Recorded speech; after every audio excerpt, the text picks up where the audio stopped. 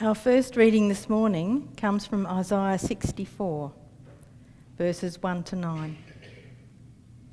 Oh, that you tear open the heavens and come down, so that the mountains would quake at your presence, as when the fire kindles brushwood and the fire causes water to boil.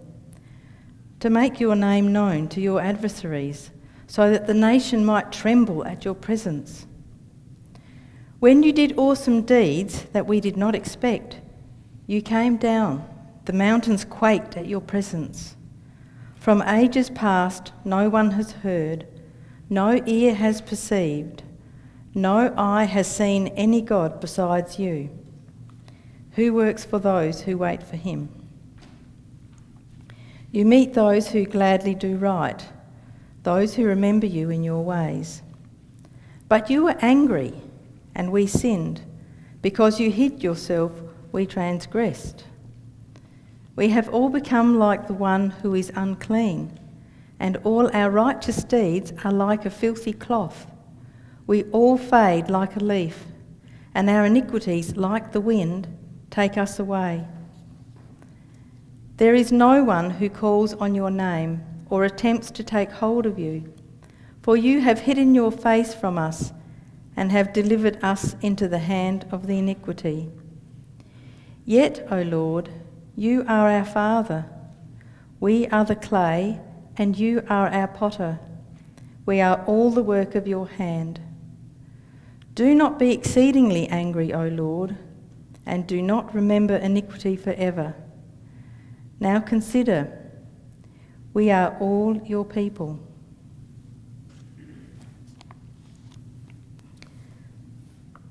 The second reading from Mark 13, verses 24 to 37.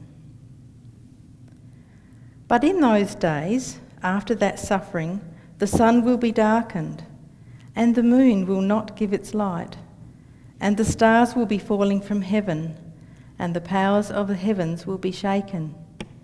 Then they will see the Son of Man coming in clouds with great power and glory. Then he will send out the angels and gather his elect from the four winds, from the ends of the earth to the ends of heaven. From the fig tree learn its lesson. As soon as its branch becomes tender and puts forth its leaves, you know that summer is near. So also, when you see these things taking place, you know that summer is near. See also, when you see these things taking place, you know that he is near at the very gates. Truly I tell you, this generation will not pass away until all these things have taken place. Heaven and earth will pass away, but my words will not pass away. But about that day or hour no one knows, neither the angels in heaven nor the Son, but only the Father. Beware, keep alert, for you do not know when the time will come. It is like a man going on a journey, when he leaves home and puts his slaves in charge, each with his work, and commands the doorkeeper to be on the watch. Therefore keep awake, for you do not know when the master of the house will come, in the evening, or at midnight, or at cockcrow, or at dawn, or else he may find you asleep when he comes suddenly. And what I say to you, I say to all, keep awake. Oh God, why don't you tear the sky open and come down? This prayer in Isaiah is the anguish cry of a desperate people. The time is long gone for polite prayers and the like. God, make yourself known to us in the stillness of our hearts. Times were desperate. The people have returned from exile in Babylon, their country in ruins. They find themselves homeless, persecuted, and fatigued, feeling totally inadequate for the task of rebuilding that's before them. And they're surrounded by people who say, "So, where is this God of yours now?" Oh God, why don't you tear open the sky and come down? It's easy for us to forget that the people of the Bible were so very often frustrated by God's apparent lack of activity. We sometimes tend to think of the people of the Bible as people whose faith knew no bounds, whose experience of God was always close and uninterrupted. But the Bible is full of prayers and statements like this. From the early stories of the Genesis account, all the way to Jesus on the cross crying, my God, why have you abandoned me?"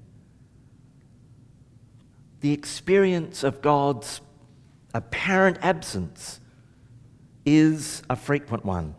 And those who tell you that you're not allowed to express any doubt or frustration in God obviously haven't been reading the same Bible.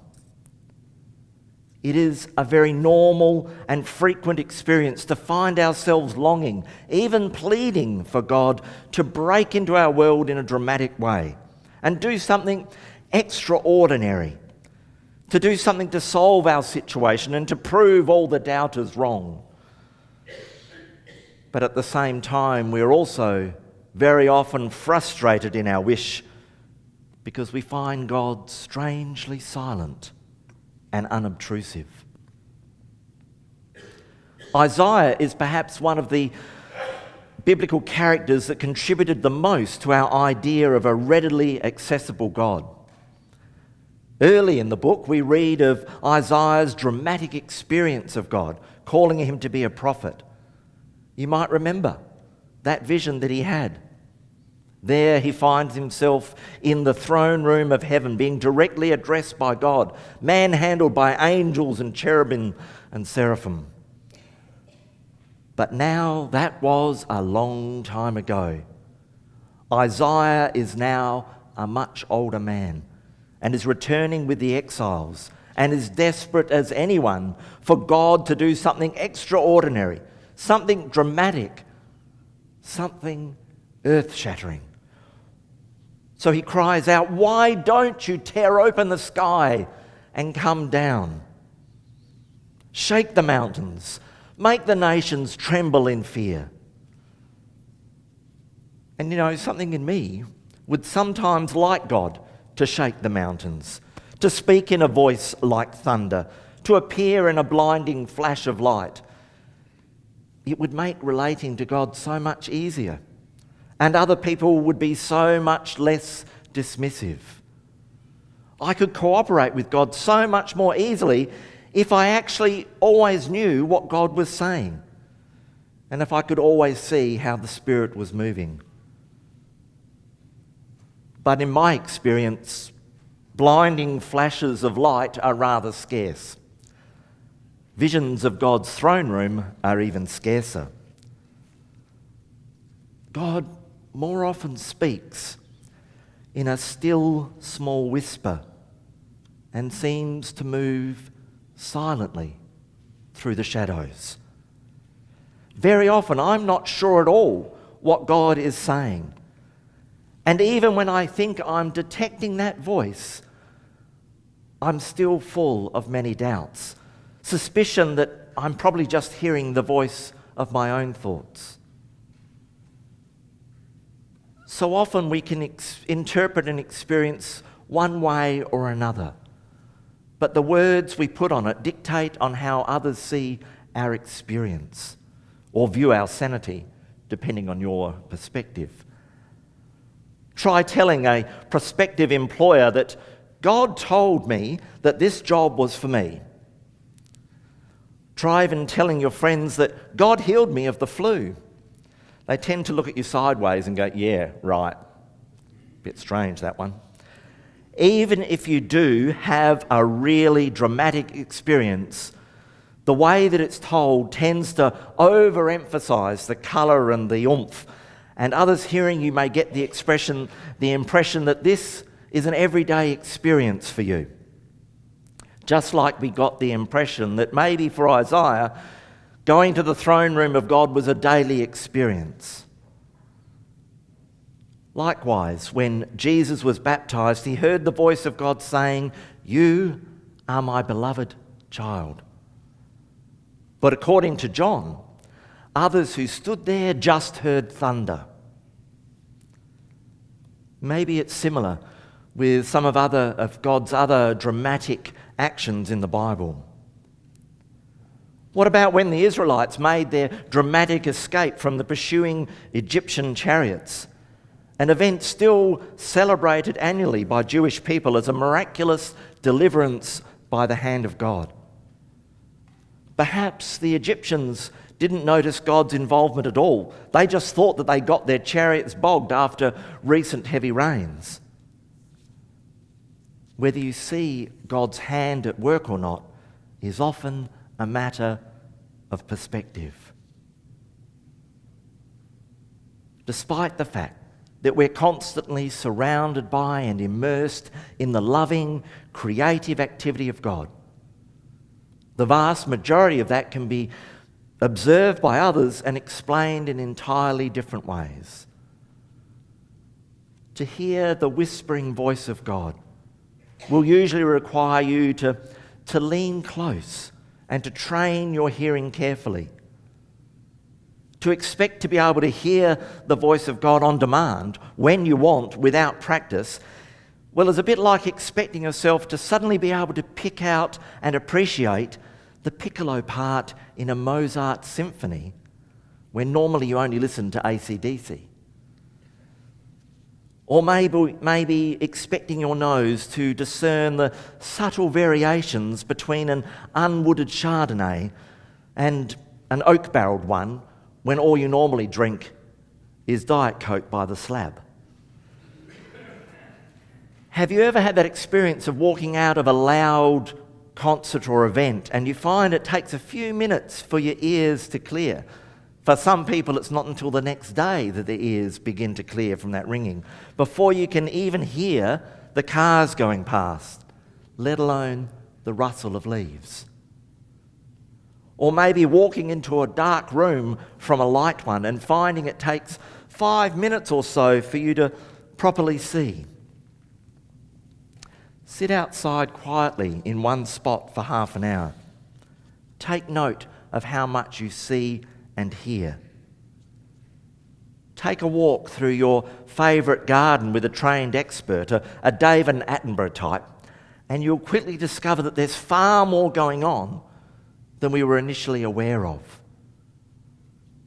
So it is with learning to hear and see the work of God. When we take time to stop, to listen, to look at what's going on, to rethink, to reimagine, to step back, is often the only time we begin to discern.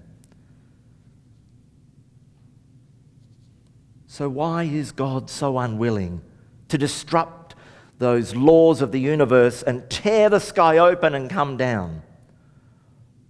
Why does God whisper in the shadows and wait to see if anyone's listening? I don't know. Maybe because God is not interested in bludgeoning us into a response. Maybe because the sort of response that God values most is the uncoerced yes. That uncoerced yes of a person who's willing to exercise some trust and to seek God out, rather than the reticent, "oh, okay," of the person who needs a piano dropped on them before they ever think to look up. Maybe, too, because God is not willing to be some kind of trained house pet for us who turns on the miracles on demand to satisfy our desire for everything to be easy and in our face.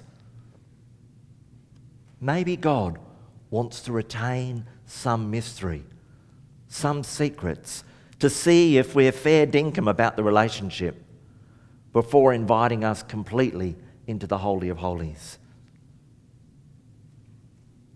As we begin this season of hope and expectation, we need to keep in mind that the realisation of our hopes will come in God's way, and not usually in the overstated invention where we long for an opportunity for any fool to be able to say, yep, that's God all right. God will probably not make the mountains shake and the nations tremble, but the flutter of an angel's wings will be heard by those who listen. When Christ comes, some people see nothing more than a helpless baby born to a refugee woman sheltering in a cowshed. Some of you, though, will take the time to see what's really going on. Amen.